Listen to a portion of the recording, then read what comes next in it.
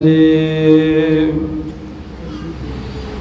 नानक अंगद गुरु अमरदास पद बंद रामदास अर्जन गुरु बर श्री हर गोविंद हरि राय हरि कृष्ण गुरु तेग बहादुर चंद दसवें गोविंद सिंह गुरु नमो चरण अरविंद जिसमें है अमृत ज्ञान है माणक भगत राग श्री गुरु ग्रंथ साहिब उदद बंदो मर अनुराग श्री गुरु शब्द कमाए जिना पंच विकार तीन संतन को बंदना श्री चरणन पर एक अंकारा सतगुरु ते प्रसाद वाहे गुरु जी की फतेह विनाशन सो एक अंकारा सतगुरु ते प्रसाद सच होए वाहे गुरु जी की फतेह विनाशन सोए सतनाम श्री वाहिगुरु जी दोहरा बंदा काबू अब पायो तुरकण जाओ लखनी आपे न मार कटाइए सलाहे बैठियन की ना बंदा काबू अब पायो। वाहेगुरु जी का खालसा वाहेगुरु जी की फतेह। परम सन्मान जोग चबर शतर तख दे मालक प्रगट गुरां की देह प्रताख हार तन तन सतगुरु श्री गुरु ग्रंथ साहिब महाराज जी दी परम पवित्र सत संगत हजूरी दे अंदर नावें पातशाह शहीद सतगुरु शांति दे पुंज देख देख दे धनी परोपकारी जोधे तिलक जंजू दे राखे सतगुरु श्री गुरु तेग बहादुर साहिब महाराज जी दे महान पावन पवित्र भजन बंदगी तप अस्थान गुरुद्वारा श्री भोरा साहिब पातशाही नौवीं विखे पिछले पैर दे सजे हुए दीवाना जहाजरियां भर के दर्शन दिदारे करके लाहा प्राप्त कर रहे गुरु प्यारी खालसा साध संगत जी बड़े भाग हैं जो सत संगत की प्राप्ति हुई है।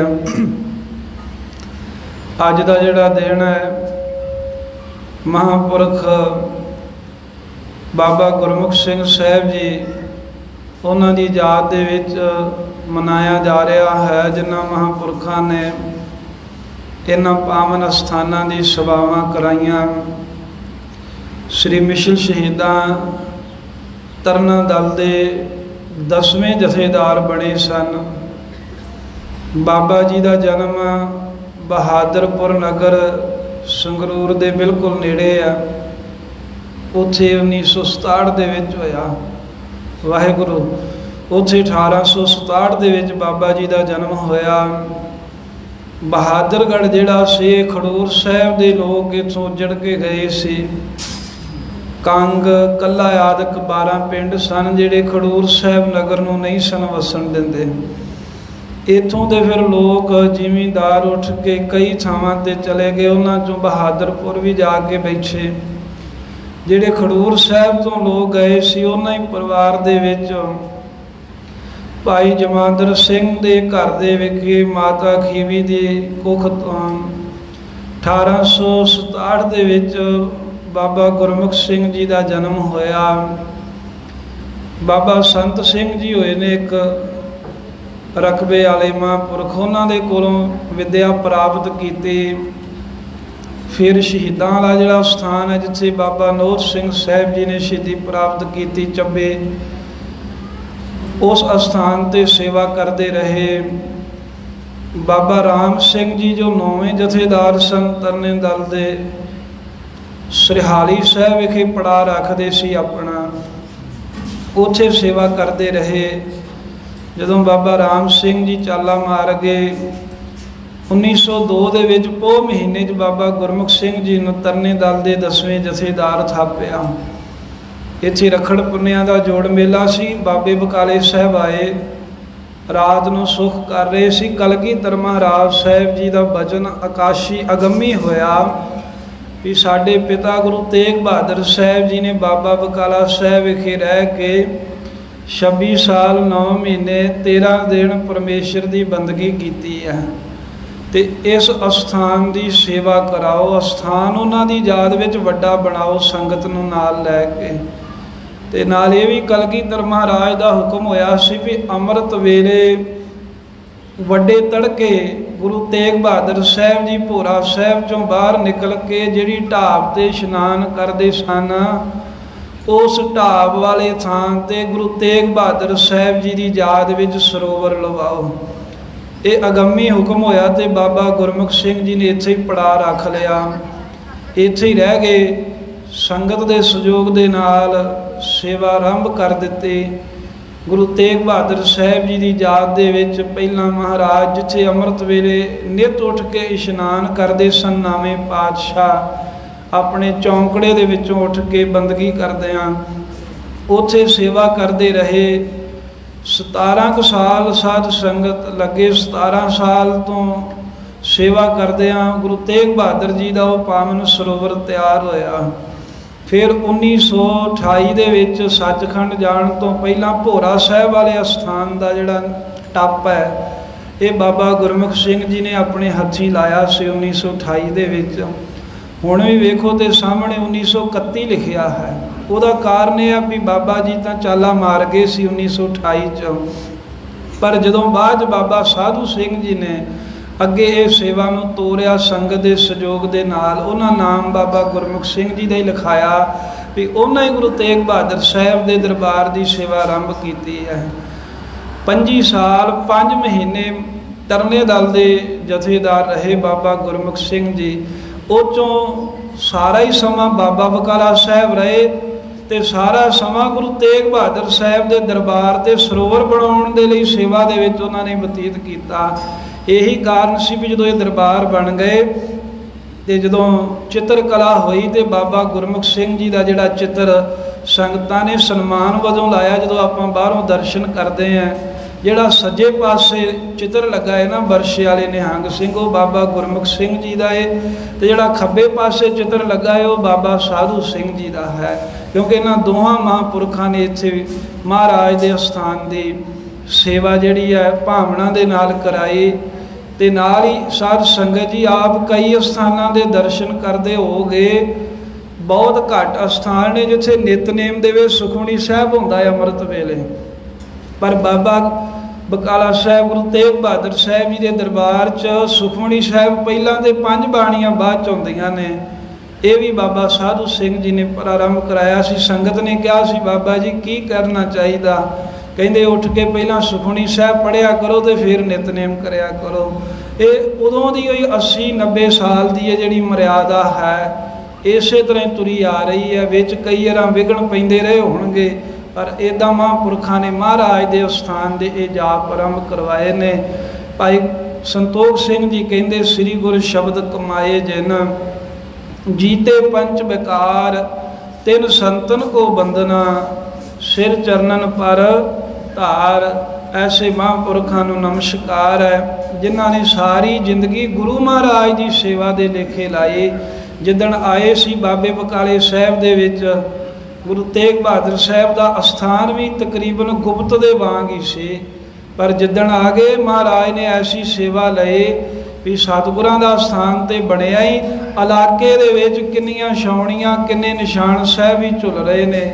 ਇਹ ਸੁਭਾਵਿਕ ਦੱਸਦੇ ਆ ਪੁਰਾਣੇ ਬਜ਼ੁਰਗ ਵੀ, ਇੱਦਾਂ ਬਚਨ ਵੀ ਹੋਇਆ ਸੀ ਜਿਹੜੇ ਪੁਰਾਣੇ ਬਜ਼ੁਰਗ ਬੈਠੇ ਨਾ ਨਗਰ ਦੇ, ਉਹ ਕਹਿੰਦੇ ਵੀ ਇੱਥੇ ਤਾਂ ਇਹ ਨਿਹੰਗ ਜਿਹੜੇ ਨੇ ਆ ਗਏ ਨੇ, ਇਹਨਾਂ ਦੀ ਛਾਉਣੀ ਬਣ ਜੋ।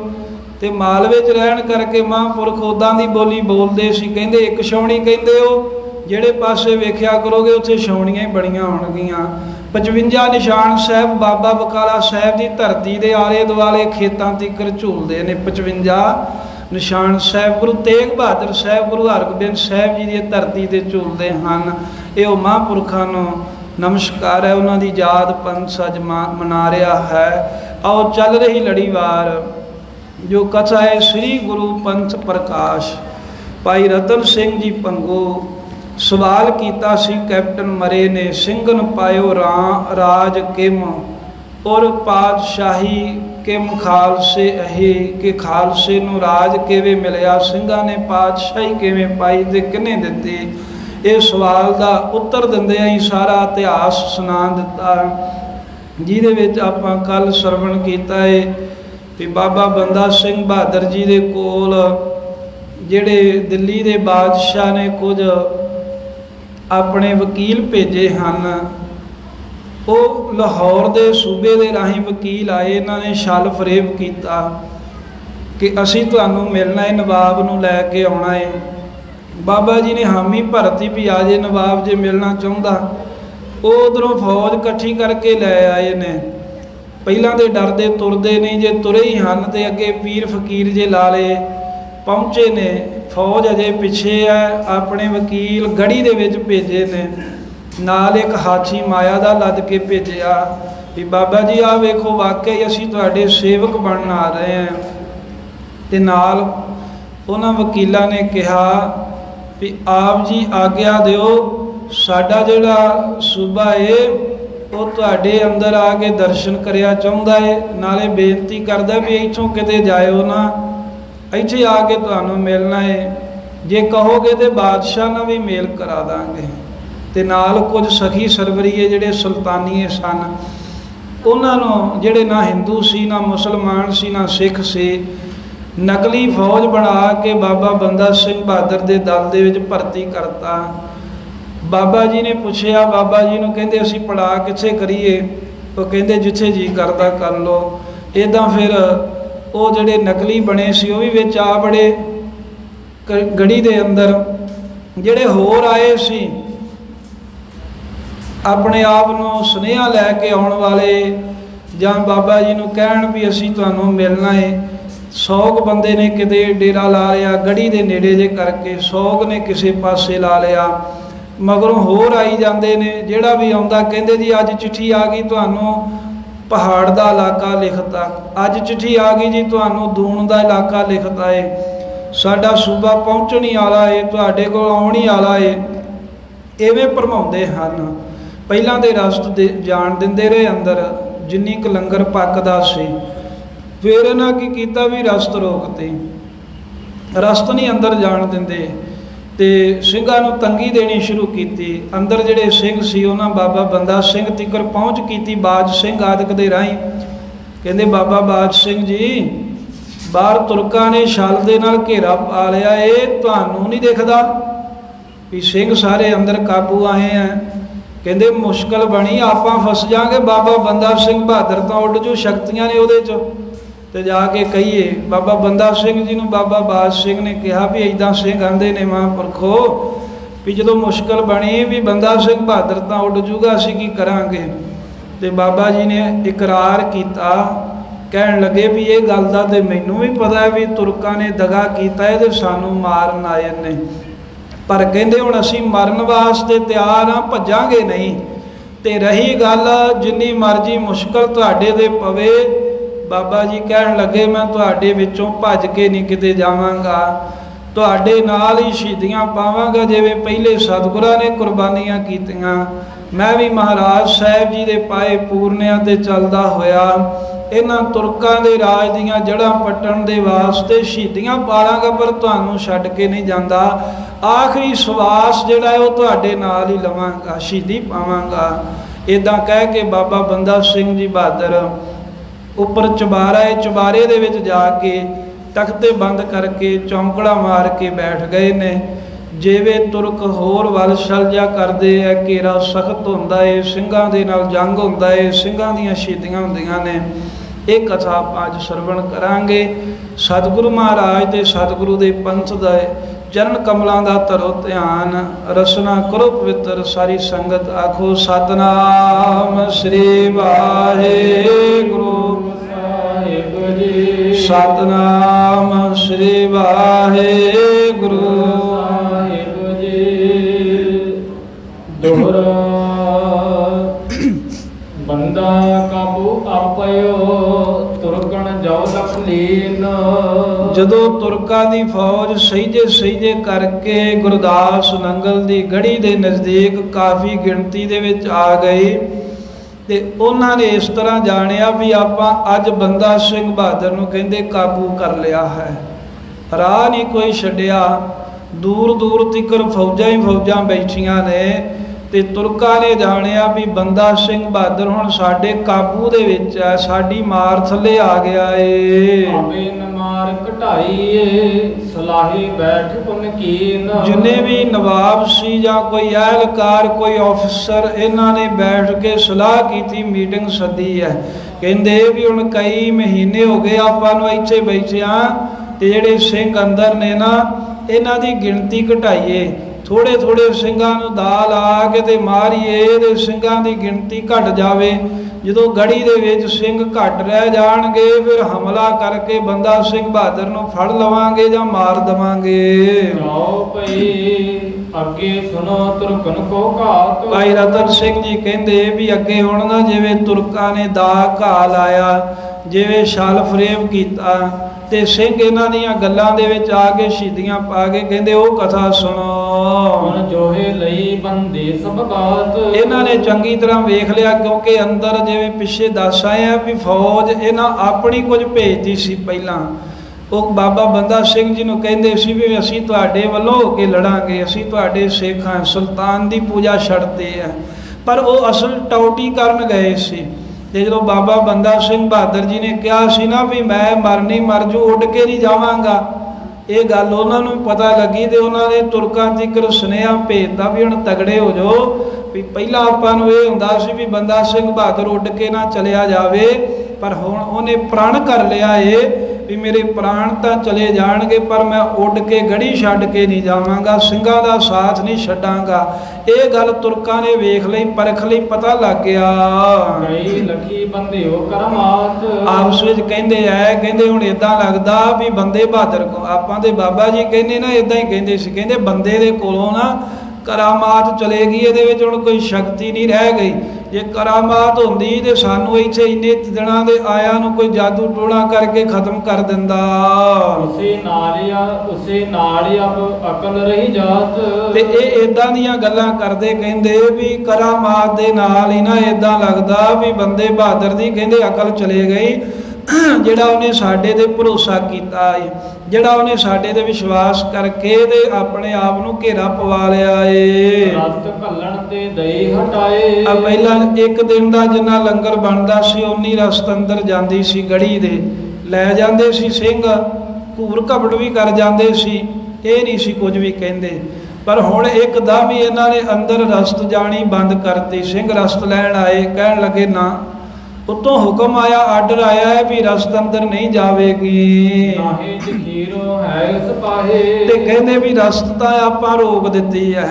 ਤੇ ਬਾਬਾ ਬੰਦਾ ਸਿੰਘ ਬਹਾਦਰ ਨੇ ਅੰਦਰ ਕੋਈ ਜ਼ਖੀਰਾ ਤੇ ਇਕੱਠਾ ਨਹੀਂ ਕੀਤਾ, ਨਾ ਉਹਨੇ ਕੋਈ ਅੰਨ ਜਲ ਘੋੜਿਆਂ ਦੇ ਲਈ ਕੋਈ ਦਾਣਾ ਪੱਠਾ, ਨਾ ਲੰਗਰ ਦੇ ਵਾਸਤੇ ਕੋਈ ਰਸਤਾ, ਤੇ ਨਾ ਹੀ ਕੋਈ ਬਹੁਤੇ ਹਥਿਆਰ ਦਾਰੂ ਸਿੱਕਾ ਆਦਿ ਇਕੱਠਾ ਕਰਕੇ ਰੱਖਿਆ ਏ। ਅਨਾਜ ਬਿਨਾ ਲੋਕ ਔਖੇ ਹੋਏ ਹੈ। ਇਹ ਕਹਿੰਦੇ ਵੀ ਇਦਾਂ ਕਰੋ ਵੀ ਹੁਣ ਘੇਰਾ ਸਖਤ ਕਰ ਦਿਓ, ਜਿਹੜੇ ਅਨਾਜ ਤੋਂ ਬਗੈਰ ਅੰਦਰ ਸਿੰਘ ਨੇ ਕੁਝ ਕੁ ਦਿਨ ਜਦੋਂ ਲੰਘੇ ਤੇ ਭੁੱਖ ਦੇ ਨਾਲ ਔਖੇ ਹੋ ਜਾਣਗੇ, ਦੁਖੀ ਹੋ ਜਾਣਗੇ। ਮੇਰੇ ਬਿਨਾ ਘੋੜ ਮਰ ਜਾਏ। ਤੇ ਪਾਣੀ ਨਾ ਮਿਲਿਆ ਪੀਣ ਵਾਸਤੇ ਤੇ ਸਿੰਘਾਂ ਦੇ ਘੋੜੇ ਵੀ ਮਰ ਜਾਣਗੇ ਤੇ ਆਏ ਪਿਆਸੇ। ਤੇ ਘੋੜਿਆਂ ਦੇ ਚੜ ਕੇ ਸਿੰਘਾਂ ਨੇ ਸਾਡੇ ਨਾਲ ਜੰਗ ਕਰਨਾ ਸੀ, ਕਹਿੰਦੇ ਘੋੜੇ ਇਹਨਾਂ ਦੇ ਪਾਣੀ ਬਿਨਾ ਮਰ ਜਾਣਗੇ ਤੇ ਆਪ ਅੰਨ ਬਿਨਾ ਔਖੇ ਹੋ ਜਾਣਗੇ। ਅੱਗਿਓਂ ਬੰਦਾ ਬੂਹਾ ਨਾ ਖੋਲੇ। ਇਧਰ ਜਦੋਂ ਰਸਤਾ ਰੋਕਤੀਆਂ ਤੇ ਬਾਬਾ ਬੰਦਾ ਸਿੰਘ ਬਹਾਦਰ ਨਾ ਚੌਂਕੜਾ ਮਾਰ ਕੇ ਤੇ ਚੁਬਾਰੇ ਦੇ ਵਿੱਚ ਬੈਠੇ ਨੇ। ਉਥੇ ਪਤਾ ਨਹੀਂ ਹੈ ਵੀ ਕਿਹੜੇ ਰਸ ਵਿੱਚ ਕੀ ਸਮਾਧੀ ਲੱਗੀ ਹੈ।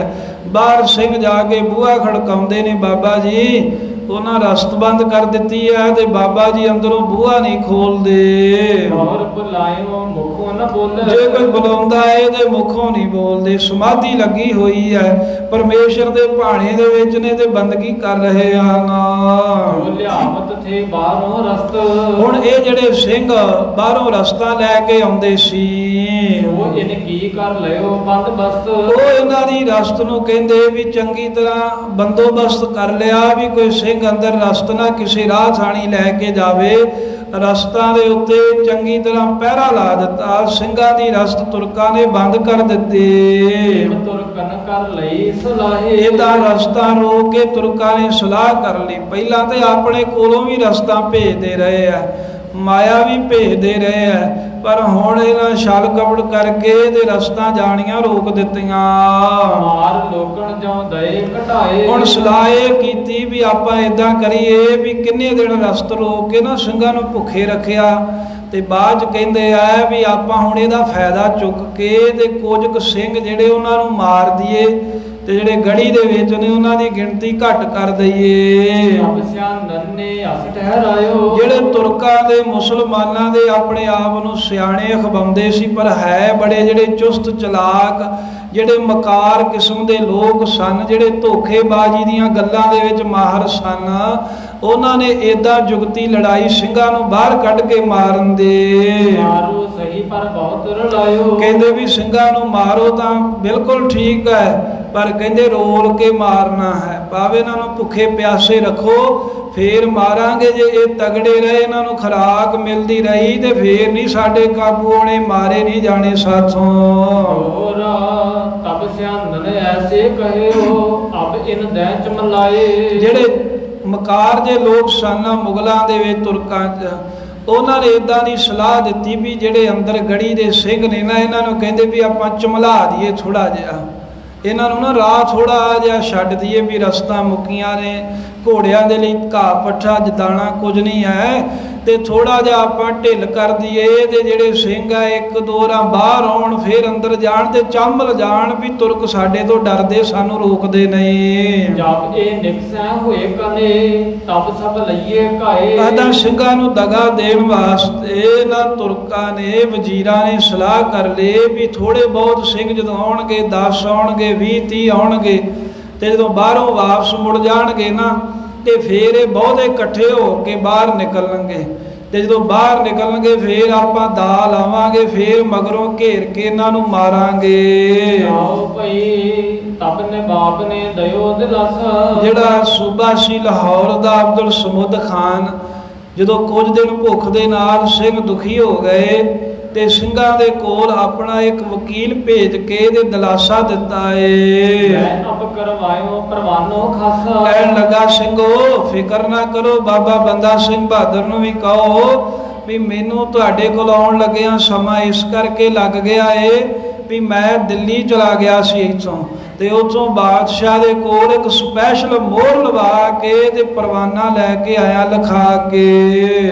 ਕੋ ਪਤਸ਼ਾਹੇ ਲਿਖ ਦੇ ਪਹਾੜ। ਕਹਿੰਦੇ ਵੀ ਪਰਵਾਨਾ ਤੇ ਪਹਿਲਾਂ ਵੀ ਆਇਆ ਸੀ, ਤੇ ਫਰਕਸੀਅਰ ਬਾਦਸ਼ਾਹ ਨੇ ਪਹਿਲਾਂ ਵੀ ਕਿਹਾ ਸੀ ਵੀ ਪਹਾੜ ਦਾ ਇਲਾਕਾ ਸਿੰਘਾਂ ਨੂੰ ਦੇਵਾਂਗੇ, ਪਰ ਸੂਬੇ ਨੇ ਆਪਣੇ ਬੰਦਿਆਂ ਰਾਹੀਂ ਇਹ ਸੁਨੇਹਾ ਭੇਜਿਆ ਵੀ ਮੈਨੂੰ ਉਹ ਠੀਕ ਨਹੀਂ ਲੱਗਾ ਪਰਵਾਨਾ, ਇਸ ਕਰਕੇ ਮੈਂ ਆਪ ਗਿਆ ਤੇ ਦਿੱਲੀ ਦੇ ਬਾਦਸ਼ਾਹ ਨੂੰ ਕਿਹਾ ਵੀ ਇੱਥੇ ਲਿਖ ਕੇ ਮੋਹਰ ਲਾ, ਤੇ ਉਹਨੇ ਲਿਖ ਦਿੱਤਾ ਇਹ ਵੀ ਜਿਹੜਾ ਪਹਾੜ ਦਾ ਇਲਾਕਾ ਹੈ 22 ਧਾਰ ਦੀਆਂ ਰਿਆਸਤਾਂ ਨੇ, ਉਹ ਬਾਬਾ ਬੰਦਾ ਸਿੰਘ ਬਹਾਦਰ ਦੇ ਉਹਦੇ ਸਾਥੀਆਂ ਨੂੰ ਦੇ ਦਿੱਤੀਆਂ। ਮੈਂ ਹੀ ਲਿਖਾਈ ਕਰ ਬਹੁ ਕਰਾਰ।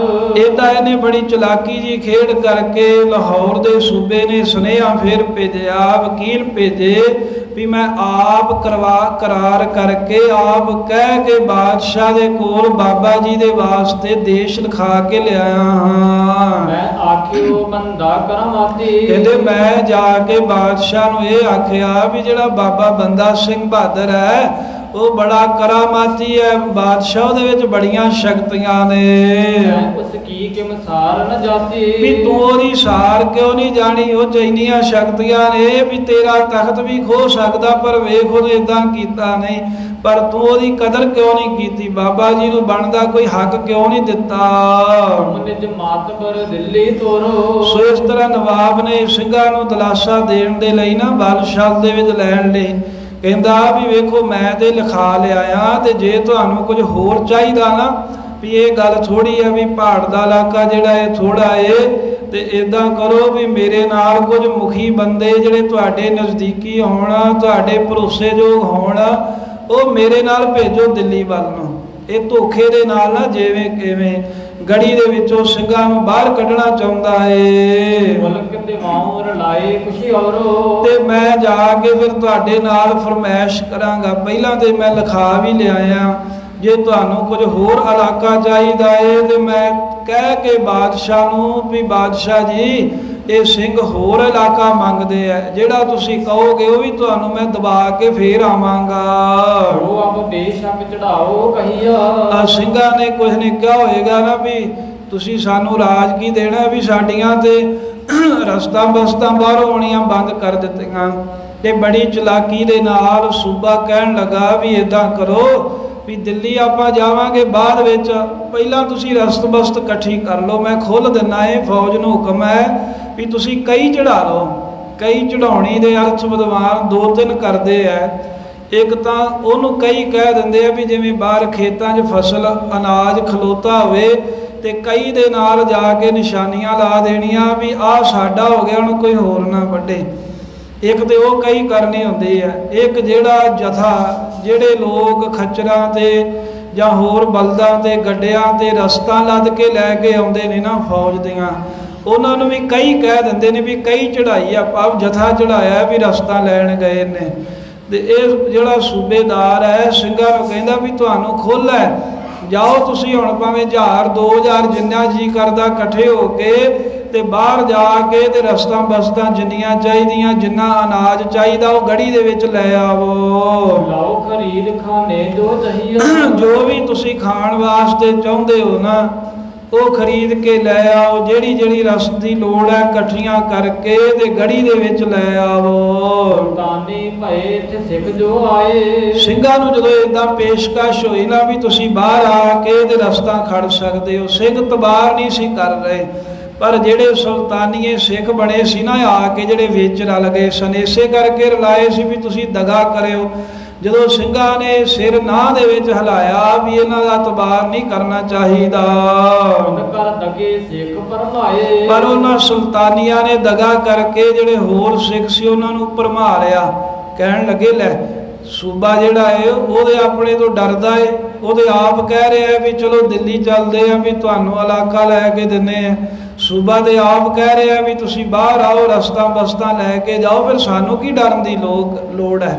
ਜਿਵੇਂ ਕੋਈ ਆਪਾਂ ਸਲਾਹ ਕਰੀਏ 10 ਜਾਣੇ ਤੇ ਉਹਦੇ ਵਿੱਚ ਜਿਹੜਾ ਬੰਦਾ ਕੋਈ ਸਰਕਾਰ ਦਾ ਹੋਵੇਗਾ ਉਹ ਤੇ ਫਿਰ ਉਹੋ ਜੀ ਗੱਲ ਕਰੇਗਾ ਨਾ ਜਿਹਦੇ ਨਾਲ ਸਾਨੂੰ ਭਰਮਾ ਲਵੇ।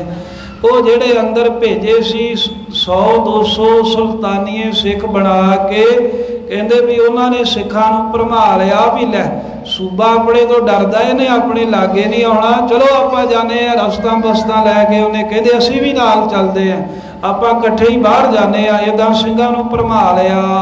ਉਹ ਬਾਤ ਸਿੱਖਾਂ ਮੰਨ ਲਈ, ਸਿੱਖਾਂ ਨੇ ਗੱਲ ਮੰਨ ਲਈ। ਕਹਿੰਦੇ ਠੀਕ ਹੈ ਸੂਬੇਦਾਰ ਜੀ, ਅਸੀਂ ਫਿਰ ਰਸਤਾਂ ਬਸਤਾਂ ਲੈਣ ਲਈ ਬਾਹਰ ਆਉਣਾ, ਇਹਦੇ ਸਾਨੂੰ ਰਾਹ ਦੇ ਦਿਓ।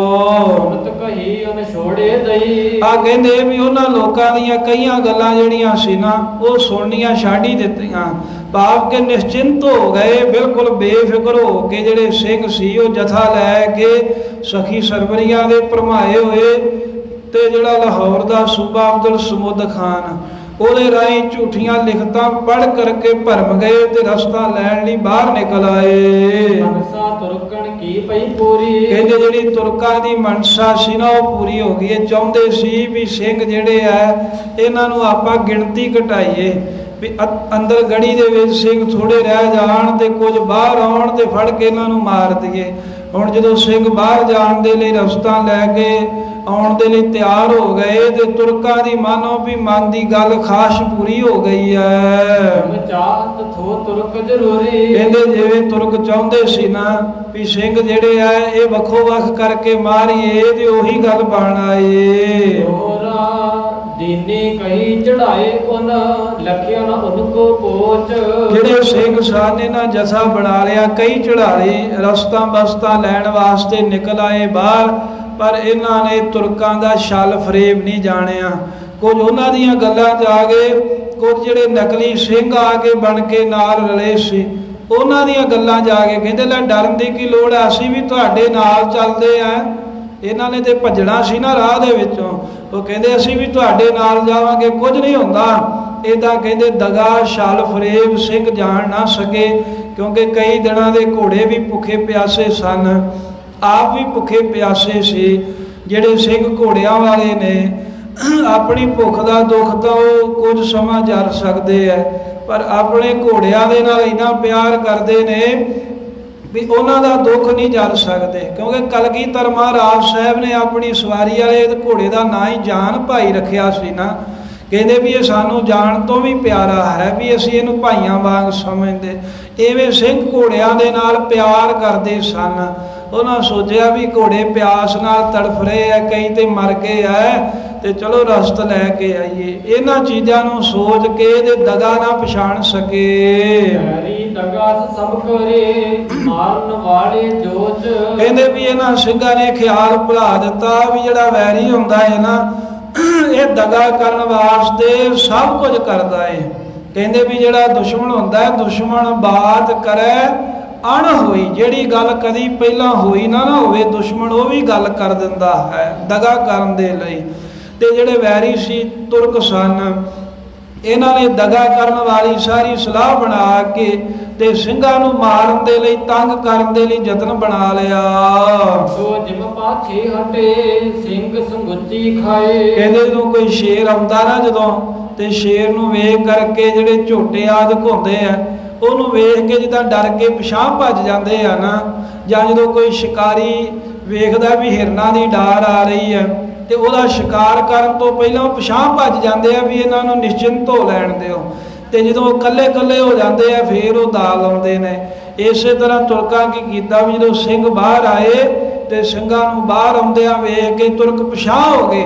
ਇੱਦਾਂ ਵਿਖਾਇਆ ਵੀ ਅਸੀਂ ਤੁਹਾਡੇ ਤੋਂ ਡਰਦੇ ਆ, ਇੱਦਾਂ ਵਿਖਾਇਆ ਵੀ ਅਸੀਂ ਤੁਹਾਡਾ ਸਤਿਕਾਰ ਕਰਕੇ ਤੁਹਾਨੂੰ ਰਾਹ ਦੇ ਰਹੇ ਹਾਂ। ਵੈਰੀ ਜੋ ਆਦਰ ਕਰੇ ਇਨ ਤੇ ਨਹਿਪਤੀ ਆਏ। ਭਾਈ ਰਤਨ ਸਿੰਘ ਜੀ ਲਿਖਦੇ ਆ, ਕਹਿੰਦੇ ਜਦੋਂ ਕਦੀ ਜਿਹੜਾ ਵੈਰੀ ਹੋਵੇ ਨਾ, ਦੁਸ਼ਮਣ ਹੋਵੇ, ਇਹ ਜਿੰਨਾ ਮਰਜੀ ਆਦਰ ਕਰੇ ਦੁਸ਼ਮਣ ਦੇ ਆਦਰ ਦੇ ਉੱਤੇ ਨਹੀਂ ਪਤੀਜਣਾ ਚਾਹੀਦਾ। ਦੁਸ਼ਮਣ ਜਿੰਨਾ ਮਰਜੀ ਕਹਿੰਦੇ ਤੁਹਾਡਾ ਸਤਿਕਾਰ ਕਰੇ, ਉਹਦੇ ਸਤਿਕਾਰ ਵਿੱਚ ਉਹਦੀਆਂ ਗੱਲਾਂ ਦੇ ਵਿੱਚ ਨਹੀਂ ਆਉਣਾ ਚਾਹੀਦਾ। ਇਹ ਉਦੋਂ ਦੀ ਗੱਲ ਵੀ ਹੋ ਰਹੀ ਹੈ ਤੇ ਗਾਂ ਵਾਸਤੇ ਵੀ ਦੱਸ ਰਹੇ ਨੇ। ਖਾਲਸਾ ਜੀ ਜਿਹੜਾ ਤੁਹਾਡਾ ਦੁਸ਼ਮਣ ਹੈ ਨਾ, ਉਹ ਤੁਹਾਨੂੰ ਸਨਮਾਨ ਦੇਣ ਲੱਗ ਪਏ ਤੇ ਇਹ ਨਾ ਸੋਚਿਓ ਵੀ ਉਹ ਡਰ ਗਿਆ ਜਾਂ ਉਹ ਸਾਡੇ ਨਾਲ ਪ੍ਰੇਮ ਕਰਦਾ। ਜਿਹੜਾ ਦੁਸ਼ਮਣ ਹੈ ਉਹ ਅਣਹੋਈ ਗੱਲ ਕਰੇਗਾ, ਉਹ ਦਗਾ ਦੇਵੇਗਾ, ਉਹ ਫਰੇਬ ਕਰੇਗਾ, ਉਹ ਤੁਹਾਡੇ ਨਾਲ ਧੋਖਾ ਕਰੇਗਾ। ਕਦੀ ਵੀ ਉਹਦੀ ਗੱਲ ਤੇ ਭਰੋਸਾ ਨਾ ਕਰੇ। ਕਹੀ ਹਿੜੀ ਤੁਰਕਣ ਲੱਖ ਲਈ। ਆ ਜਦੋਂ ਤੁਰਕਾਂ ਨੇ ਜਾਣਿਆ ਨਾ ਵੀ ਜਥਾ ਅੰਦਰੋਂ ਵਾਹ ਵੱਡਾ ਹੋ ਕੇ ਗੜੀ 'ਚ ਬੰਦੇ ਸਿੰਘ ਥੋੜੇ ਰਹਿ ਗਏ ਆ ਤੇ ਅੱਧ ਨਾਲੋਂ ਜ਼ਿਆਦੇ ਬਾਹਰ ਆ ਗਏ ਨੇ, ਇਸ ਕਰਕੇ ਆਏ ਨੇ ਵੀ ਰਸਤ ਬਹੁਤ ਹੀ ਲੈ ਆਈਏ, ਕੀ ਪਤਾ ਵੀ ਫੇਰ ਕਿੰਨੇ ਦਿਨ ਇੱਥੇ ਰਹਿਣਾ ਪਵੇ। ਇਹ ਜਾਣ ਕੇ ਵੀ ਅੱਜ ਖੁੱਲ ਮਿਲੀ ਹੈ ਤੇ ਬਹੁਤੇ ਤੋਂ ਬਹੁਤਾ ਅੰਨ ਰਸਤਾਂ ਬਸਤਾਂ ਲੈ ਆਈਏ, ਘੋੜਿਆਂ ਲਈ ਘਾਹ ਪੱਠੇ ਦੀਆਂ ਪੰਡਾਂ ਬੰਨ ਕੇ ਲੈ ਆਈਏ। ਤੇ ਸਿੰਘ ਬਾਹਰ ਆ ਗਏ। ਜਦੋਂ ਤੁਰਕਾਂ ਨੇ ਇਹ ਗੱਲ ਜਾਣ ਲਈ ਵੀ ਹੁਣ ਸਿੰਘ ਗੜੀ ਚੋਂ ਬਾਹਰ ਨਿਕਲ ਗਏ ਨੇ, ਕਈ ਕੋਸਲੋਂ ਦੂਰ ਸਗਈ, ਕਈ ਕੋਹ ਤੀਕਰ ਚਲੇ ਗਏ, ਫਿਰ ਨੇੜੇ ਤੇੜੇ ਨਹੀਂ ਗਏ। ਗੜੀ ਤੋਂ ਕਈ ਕੋਹ ਦੂਰ ਚਲੇ ਗਏ, ਇੰਨੀ ਦੂਰ ਚਲੇ ਗਏ ਵੀ ਜਿੱਥੇ ਗੋਲੀ ਚੱਲਦੀ, ਜਿੱਥੇ ਕੋਈ ਤੋਪ ਦਾ ਕੋਈ ਗੋਲਾ ਚੱਲਦਾ, ਉਹਦਾ ਖੜਾਕ ਵੀ ਗੜੀ ਤੀਕਰ ਨਾ ਆ ਸਕੇ। ਅੰਦਰ ਪਤਾ ਹੀ ਨਾ ਲੱਗੇ ਵੀ ਬਾਹਰ ਸਿੰਘ ਜਿਹੜੇ ਗਏ ਵੀ ਉਹਨਾਂ ਨਾਲ ਲੜਾਈ ਹੋਈ ਹੈ, ਜੰਗ ਹੋਈ ਹੈ। ਤੁਰਕਾਂ ਨੇ ਇੰਨੀ ਖੁੱਲ ਦੇ ਦਿੱਤੀ ਵੀ ਕਈ ਕੋਹਾਂ ਤੀਕਰ ਗੜੀ ਚੋਂ ਨਿਕਲ ਕੇ ਸਿੰਘ ਬਾਹਰ ਆ ਗਏ। ਅਬ ਤੁਰਕਨ ਗੈਲ ਹੱਲੋ ਕਰਾਇਓ। ਆ ਬਸ ਜਦੋਂ ਵੇਖਿਆ ਵੀ ਸਿੰਘ ਹੁਣ ਦੂਰ ਜਾ ਚੁੱਕੇ ਆ ਤੇ ਸਾਡੇ ਦਾਅ ਹੇਠਾਂ ਆ ਗਏ ਨੇ, ਉਸੇ ਵੇਲੇ ਤੁਰਕਾਂ ਨੇ ਜਿਹੜੀਆਂ ਪਛਾਂ ਫੌਜਾਂ ਸਨ, ਗੜੀ ਦੇ ਨੇੜੇ ਨੇੜੇ ਦੇ ਫੌਜ ਥੋੜੀ ਉਤਰੀ ਸੀ, ਪਿਛਲੇ ਪਾਸੇ ਕਹਿੰਦੇ ਬਹੁਤੀ ਫੌਜ ਦੂਰ ਦੂਰ ਤੀਕਰ ਸੀ। ਉਹਨਾਂ ਫੌਜਾਂ ਨੂੰ ਕਹਿ ਕੇ ਤੇ ਹੱਲਾ ਕਰ ਦਿੱਤਾ, ਸੱਜੇ ਖੱਬੇ ਪਿਛਿਓਂ ਜਥੇ ਭੇਜ ਦਿੱਤੇ। ਸਿੰਘਣ ਦੇਖਿਓ ਤੁਰਕ ਦਲੇ ਆਇਓ। ਜਦੋਂ ਸਿੰਘਾਂ ਨੇ ਵੇਖਿਆ ਵੀ ਆ ਮਗਰੋਂ ਨਗਾਰੇ ਕਾਹਦੇ ਵੱਜਦੇ ਆ ਰਹੇ ਆ, ਤੇ ਪਿਛਾਂ ਭੋ ਕੇ ਜਦੋਂ ਮੁੜ ਕੇ ਸਿੰਘਾਂ ਨੇ ਵੇਖਿਆ ਤੇ ਵੇਖਦੇ ਵੀ ਇਹ ਤਾਂ ਤੁਰਕਾਂ ਦਾ ਦਲ ਸਾਡੇ ਤੇ ਚੜ ਕੇ ਆ ਰਿਹਾ ਏ। ਲੜੇ ਬਹੁਤ ਥੋੜੇ ਰਹੇ ਡੇਰੇ, ਕਿਉਂਕਿ ਬਹੁਤੇ ਸਿੰਘ ਗੜੀ ਦੇ ਵਿੱਚੋਂ ਬਾਹਰ ਆ ਗਏ ਸਨ ਤੇ ਅੰਦਰ ਡੇਰੇ 'ਚ ਗੜੀ ਦੇ ਵਿੱਚ ਥੋੜੇ ਰਹਿ ਗਏ ਸਨ। ਹੋਏ ਤਰਫੋਂ ਸਿੱਖਣ ਘੇਰੇ, ਇਹਨਾਂ ਤੁਰਕਾਂ ਨੇ ਬਹੁਤੀ ਗਿਣਤੀ ਦੇ ਵਿੱਚ ਜਿਹੜੇ ਸਨ ਇਹਨਾਂ ਚੌਹਾਂ ਪਾਸਿਆਂ ਤੋਂ, ਪਿਛਲੇ ਬੰਨਿਓਂ, ਅਗਲੇ ਪਾਸਿਓਂ, ਸੱਜੇ ਪਾਸਿਓਂ, ਖੱਬੇ ਪਾਸਿਓਂ ਬਹੁਤੀ ਗਿਣਤੀ ਦੇ ਵਿੱਚ ਘੇਰਾ ਪਾ ਲਿਆ। ਸਿੰਘ ਘੇਰੇ ਵਿੱਚ ਲੈ ਲਏ। ਸਿੱਖਾਂ ਨੇ ਫਿਰ ਅਖੀਰ ਕਹਿੰਦੇ ਵੀ ਜਦੋਂ ਵੇਖਿਆ ਨਾ ਵੀ ਸਾਨੂੰ ਘੇਰਾ ਪੈ ਗਿਆ ਤੇ ਵੀ ਇਹਨਾਂ ਨੇ ਦਗਾ ਕੀਤਾ ਹੈ, ਹੁਣ ਪਿਛਾਂਹ ਵੀ ਕੋਈ ਸੁਨੇਹਾ ਨਹੀਂ ਭੇਜ ਸਕਦਾ ਵੀ ਕਿਲੇ ਵਿੱਚ ਪਤਾ ਲੱਗੇ ਵੀ ਬਾਹਰ ਸਿੰਘਾਂ ਨਾਲ ਦਗਾ ਹੋ ਗਿਆ। ਦੂਰ ਵੀ ਇੰਨੇ ਆ ਗਏ ਨੇ ਵੀ ਜਿੱਥੋਂ ਗੋਲੀ ਦਾ ਖੜਾਕ ਵੀ ਸੁਣ ਕੇ ਤੇ ਗੜੀ ਤੀਕਰ ਆਵਾਜ਼ ਨਾ ਜਾ ਸਕੇ। ਤੇ ਸਿੰਘਾਂ ਨੇ ਵੇਖਿਆ ਵੀ ਸਾਡੇ ਨਾਲ ਦਗਾ ਹੋਇਆ ਹੈ ਤੇ ਤਾਂ ਮਨ ਵਿੱਚ ਫਿਰ ਨਿਰਣਾ ਧਾਰ ਲਿਆ। ਕਹਿਣ ਲੱਗੇ ਖਾਲਸਾ ਜੀ ਧੋਖਾ ਹੋਇਆ ਸਾਡੇ ਨਾਲ, ਪਰ ਇਹ ਗੱਲ ਨਿਸ਼ਚੈ ਕਰ ਲੋ ਵੀ ਹੁਣ ਸਾਡੀ ਜਾਨ ਨਹੀਂ ਬਚਦੀ, ਇਹਨਾਂ ਨੇ ਆਪਾਂ ਨੂੰ ਜਿਉਂਦਿਆਂ ਨਹੀਂ ਛੱਡਣਾ। ਸ਼ਹੀਦ ਮਰਨੋਂ ਨਾ ਸਕਾਵੋ, ਕਹਿੰਦੇ ਹੁਣ ਆਪਾਂ ਇੱਥੇ ਸ਼ਹੀਦੀਆਂ ਪਾਵਾਂਗੇ, ਮਰਨ ਤੋਂ ਸੰਕੋਚ ਨਹੀਂ ਕਰਨਾ, ਮਰਨ ਤੋਂ ਇੱਕ ਵੀ ਪੈਰ ਪਿਛਾਂ ਨਹੀਂ ਹਟਣਾ। ਕੇ ਅਰਥ ਸਜਾਨ ਗਵਾਵੋ, ਆਪਣੇ ਗੁਰੂ ਪਾਤਸ਼ਾਹ ਦੇ ਵਾਸਤੇ ਆਪਣੀ ਜਾਨ ਵੀ ਕੁਰਬਾਨ ਕਰ ਦਿਆਂਗੇ। ਹੁਣ ਕਹਿੰਦੇ ਵੀ ਸਿਰ ਲੱਗੇਗਾ, ਸ਼ਹੀਦੀਆਂ ਦੇਣੀਆਂ ਪੈਣਗੀਆਂ ਤੇ ਦੇਣ ਤੋਂ ਪਿੱਛੇ ਨਹੀਂ ਹਟਣਾ। ਦੀਨ ਮਜਬ ਕੋ ਜੋਤ ਪਿਆਹੇ, ਸਿੰਘਾਂ ਨੇ ਗੁਰਮਤਾ ਕਰ ਲਿਆ ਵੀ ਇਹ ਸਾਡੇ ਦੀਨ ਦਾ, ਸਾਡੇ ਮਜਬ ਦਾ, ਸਾਡੇ ਧਰਮ ਦਾ ਯੁੱਧ ਹੈ। ਇਹ ਸਾਨੂੰ ਨੇਸ ਤੋਂ ਨਬੂਦ ਕਰਿਆ ਚਾਹੁੰਦੇ ਆ, ਸਾਨੂੰ ਖਤਮ ਕਰਿਆ ਚਾਹੁੰਦੇ ਆ, ਕਿਉਂਕਿ ਤੁਰਕ ਸਾਨੂੰ ਜਿਹੜੇ ਨੇ ਨਾ ਕਾਫਰ ਸਮਝਦੇ ਆ। ਤੇ ਕਹਿੰਦੇ ਜੇ ਇਹ ਕਾਫਰ ਸਮਝਦੇ ਆ ਤੇ ਅਸੀਂ ਕੀ ਮੁਸਲਿਆਂ ਨੂੰ ਜਾਣਦੇ ਨਾ ਤੁਰਕੜਿਆਂ ਨੂੰ। ਹੁਣ ਇਹਨਾਂ ਦੇ ਨਾਲ ਜੰਗ ਕਰਾਂਗੇ, ਗੁਰੂ ਵਾਸਤੇ ਸ਼ਹੀਦੀਆਂ ਪ੍ਰਾਪਤ ਕਰਾਂਗੇ। ਕਿਉਂਕਿ ਸਲਾਹ ਇਹ ਹੋ ਗਈ ਵੀ ਜੇ ਆਪਾਂ ਆਖੀਏ ਨਾ ਵੀ ਇੱਥੋਂ ਨੱਠ ਜਾਈਏ ਤੇ ਕਹਿੰਦੇ ਜੇ ਨੱਠੇ ਵੀ ਤੇ ਛੱਡਣਾ ਇਹਨਾਂ ਫੇਰ ਵੀ ਨਹੀਂ ਆ, ਦੂਰ ਦੂਰ ਤੱਕ ਇਹਨਾਂ ਦੀਆਂ ਫੌਜਾਂ ਹਨ। ਤੇ ਜਦੋਂ ਚਾਰ ਸਵੇਰੇ ਤੁਰਕਾਂ ਨੇ ਘੇਰਾ ਪਾ ਲਿਆ ਤੇ ਫਿਰ ਗੁਰੂ ਕੇ ਖਾਲਸੇ ਵੀ ਕਰਕੇ ਗੁਰਮਤਾ ਸੋਧ ਕੇ ਅਰਦਾਸਾਂ ਦੇ ਸਨਮੁਖ ਹੋ ਗਏ। ਚਾਰ ਸਵੇਰੋਂ ਆਏ ਹੋਏ ਦੁਸ਼ਮਣ ਦੇ ਸਾਹਮਣੇ ਅੱਖਾਂ ਕੱਢ ਕੇ ਛਾਤੀਆਂ ਚੌੜੀਆਂ ਕਰ ਜਾ ਖਲੋਤੇ। ਕਿਸੇ ਸਿੰਘ ਦੇ ਕੋਲ ਬੰਦੂਕ ਸੀ, ਉਹਨੇ ਉਸੇ ਵੇਲੇ ਬੰਦੂਕ ਲੋਡ ਕਰ ਲਈ। ਕਿਸੇ ਕੋਲ ਕਮਾਨ ਸੀ, ਉਹਨੇ ਤੀਰ ਕੱਢ ਕੇ ਪੱਥੇ ਦੇ ਵਿੱਚੋਂ ਚਾੜ ਲਿਆ ਚਿੱਲੇ ਤੇ। ਕੋਈ ਗੁਰੂ ਦਾ ਸੂਰਮਾ ਕੱਢ ਕੇ ਮਿਆਨ ਦੇ ਵਿੱਚੋਂ ਤੇਗੇ ਤਿੱਖੇ ਨੰਗੇ ਕਰਕੇ ਖਲੋ ਗਿਆ। ਜੰਗ ਸ਼ੁਰੂ ਹੋ ਗਿਆ, ਦੋਹਰੀਆਂ ਚੋਬਾਂ ਲੱਗੀਆਂ, ਦੋਵੇਂ ਪਾਸਿਓਂ ਕਹਿੰਦੇ ਮਾਰ ਹੋਣ ਲੱਗ ਪਈ। ਇਧਰੋਂ ਸਿੰਘ ਜਕਾਰੇ ਛੱਡਦੇ ਆ, ਉਧਰੋਂ ਜੈ ਅਲੀ ਦੇ ਨਾਰੇ ਲਾਉਂਦੇ ਆ। ਦਵੱਲਾ ਜੰਗ ਸ਼ੁਰੂ ਹੋ ਗਿਆ ਤੁਰਕਾਂ ਦਾ ਤੇ ਸਿੰਘਾਂ ਦਾ। ਸੂਰਮੇ ਜਿਹੜੇ ਹਨ ਦੋਹਾਂ ਦਲਾਂ ਦੇ ਹੱਥ ਦੇ ਵਿੱਚ ਨੰਗੀਆਂ ਤੇਗਾਂ ਤਲਵਾਰਾਂ ਲੈ ਕੇ ਜੰਗ ਦੇ ਮੈਦਾਨ ਦੇ ਵਿੱਚ ਫਿਰਦੇ ਨੇ। ਤੇਗਾਂ ਐਵੇਂ ਲਿਸ਼ਕਦੀਆਂ ਨੇ ਜਿਵੇਂ ਬੱਦਲ ਕਾਲੇ ਹੋਣ ਤੇ ਬਿਜਲੀ ਲਿਸ਼ਕਾਰਾ ਮਾਰਦੀ ਹੈ। ਸਿੰਘ ਕੁਝ ਪਿੱਛੇ ਤਉ ਫਿਰ ਜੋ ਕਉ ਠਿਕਾਨਾ ਹੋਏ। ਤੇ ਭਾਈ ਰਤਨ ਸਿੰਘ ਜੀ ਲਿਖਦੇ ਆ ਵੀ ਹੁਣ ਜੰਗ ਦੇ ਵਿੱਚ ਸਿੰਘ ਨੇ ਇਹਨਾਂ ਨੇ ਜਾਲਾਂ ਹੂਣ ਦਿੱਤੀਆਂ, ਆਪਣੀਆਂ ਸ਼ਹੀਦੀਆਂ ਪਾਉਣ ਲਈ ਤਿਆਰ ਹੈ। ਕਿਉਂਕਿ ਸਿੰਘ ਤੇ ਪਿੱਛੇ ਤਾਂ ਮੁੜਦੇ ਨਾ ਜੇ ਇਹਨਾਂ ਦੇ ਕੋਲ ਕੋਈ ਟਿਕਾਣਾ ਹੁੰਦਾ। ਗੜੀ ਦੇ ਵਿੱਚ ਵੀ ਤਾਂ ਭੁੱਖ ਦੇ ਨਾਲ ਹੀ ਮਰ ਰਹੇ ਸੀ। ਇਸ ਕਰਕੇ ਸਿੰਘਾਂ ਨੇ ਇਹ ਫੈਸਲਾ ਕੀਤਾ ਵੀ ਗੜੀ ਵੱਲ ਭੱਜ ਕੇ ਵੀ ਜਾਣ ਦਾ ਫਾਇਦਾ ਨਹੀਂ। ਉਧਰ ਵੀ ਫੌਜ ਆ, ਉਹ ਵੀ ਲੜਨਗੇ, ਜੇ ਬਚ ਕੇ ਚਲੇ ਵੀ ਗਏ ਤੇ ਅੰਦਰ ਵੀ ਤੇ ਭੁੱਖ ਦੇ ਨਾਲ ਹੀ ਮਰਨਾ। ਹੁਣ ਸਾਡਾ ਤੇ ਕੋਈ ਟਿਕਾਣਾ ਨਹੀਂ ਹੈ। ਜਿਹੜੇ ਤੁਰਕ ਹੈ ਇਹ ਭੱਜਣਗੇ, ਇਹ ਕੋਈ ਜ਼ਖਮੀ ਹੋਵੇਗਾ, ਇਹਨਾਂ ਦੇ ਡੇਰੇ ਲੱਗੇ ਆ, ਇਹਨਾਂ ਦਾ ਰਾਜ ਹੈ, ਇਹ ਕਿਤੇ ਜਾਣਗੇ, ਮਲਮ ਪੱਟੀ ਕਰਨਗੇ, ਕੋਈ ਇਹਨਾਂ ਦੀ ਸੇਵਾ ਹੋਵੇਗੀ। ਕਹਿੰਦੇ ਹੁਣ ਸਾਡਾ ਤੇ ਕੋਈ ਟਿਕਾਣਾ ਨਹੀਂ, ਇਸ ਕਰਕੇ ਅਸੀਂ ਤਾਂ ਜੰਗ ਦੇ ਮੈਦਾਨ ਵਿੱਚ ਹੀ ਰਹਾਂਗੇ।